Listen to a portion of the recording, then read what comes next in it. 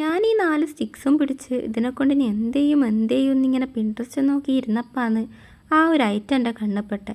വേറൊന്നല്ല, നമ്മുടെ mini frame തന്നെ.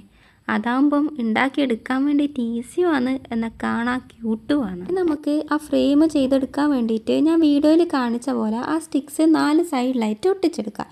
ഇനി അതിൻ്റെ അകത്ത് വെക്കാൻ വേണ്ടിയിട്ട് ഒരു പിക്ചർ ചെയ്തെടുക്കണം. ഞാൻ അതിന് ചെറിയൊരു പേപ്പറിൽ 3 ഫ്ലവേഴ്സിൻ്റെ പിക്ചറാണ് വരച്ചു കൊടുക്കുന്നത്.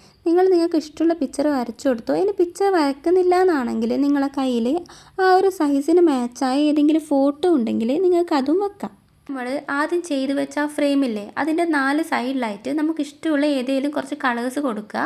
ഞാൻ ഇവിടെ എനിക്ക് ഇഷ്ടമുള്ള കുറച്ച് കളേഴ്സ് കൊടുത്തിട്ടുണ്ട്. നിങ്ങൾ അതുപോലെ നിങ്ങൾക്ക് ഇഷ്ടമുള്ള ഏത് കളർ കൊടുത്താലും കുഴപ്പമില്ല.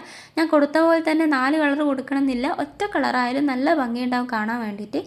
അതിനുശേഷം ആ ഫ്രെയിമിൻ്റെ ബാക്ക് സൈഡിലായിട്ട് ഗമ്മ് തേച്ചിട്ട് നമ്മുടെ ആദ്യം വരച്ച് വെച്ച ആ ഒരു പിക്ചറില്ലേ, അത് കൊണ്ടുവന്ന് പേസ്റ്റ് ചെയ്യാം.